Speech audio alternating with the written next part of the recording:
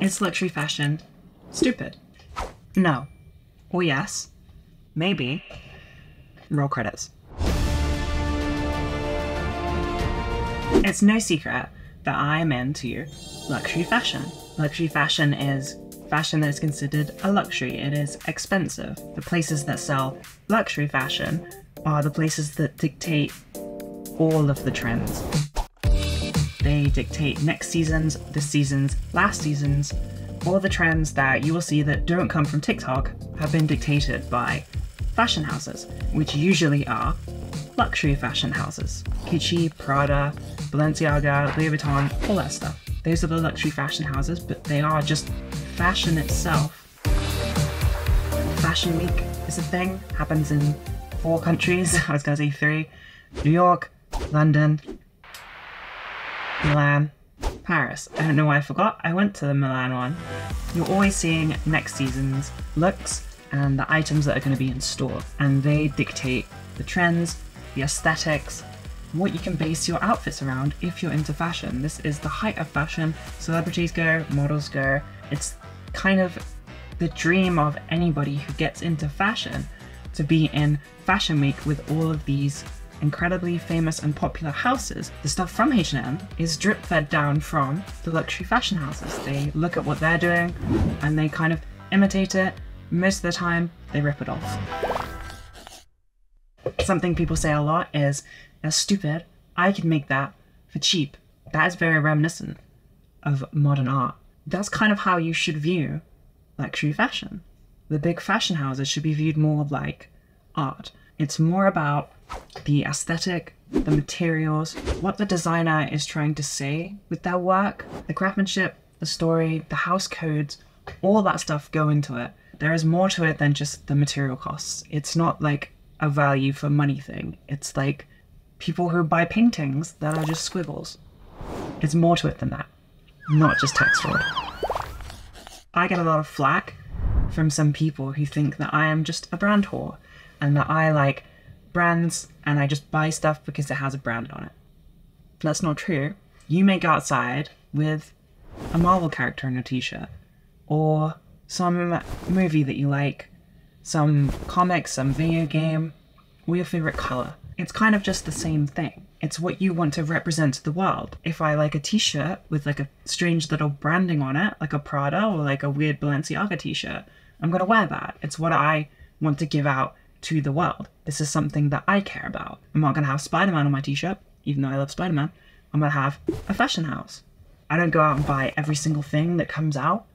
I only buy it if it fits my aesthetic or if I think I'll look good in it. One of my favorite brands is Margiela and MM6. Margiela being the fashion house that is known for being anti-label. They have a white stitch at the back that you can take out. Obviously, nobody takes it out, but they are very minimal with their labels. They are more about the clothes and the aesthetic and just being your own person and not relying on the brand.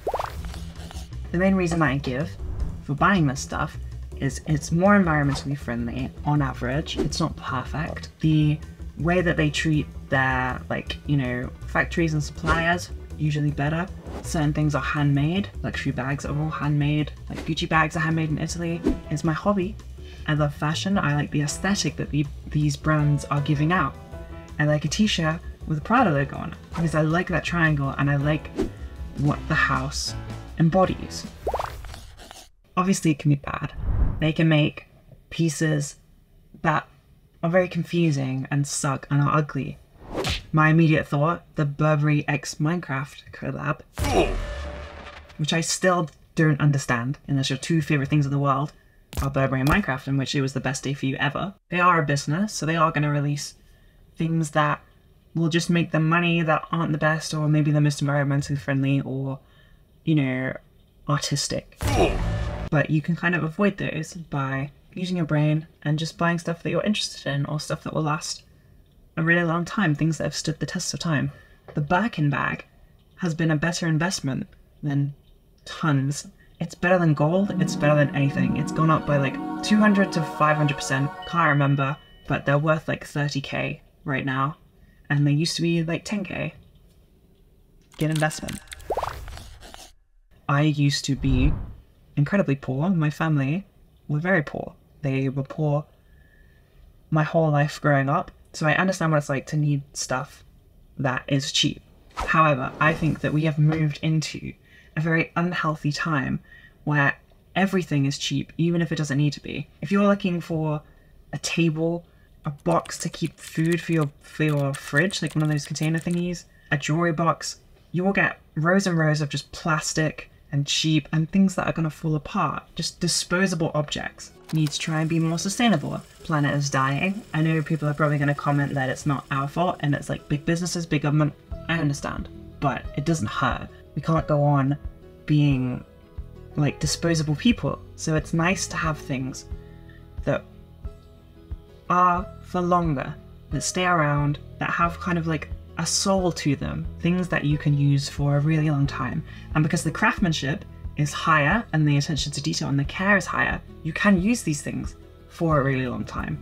They shouldn't break, or if they break or get damaged, you can take them back and they will fix them for you. Timeless things.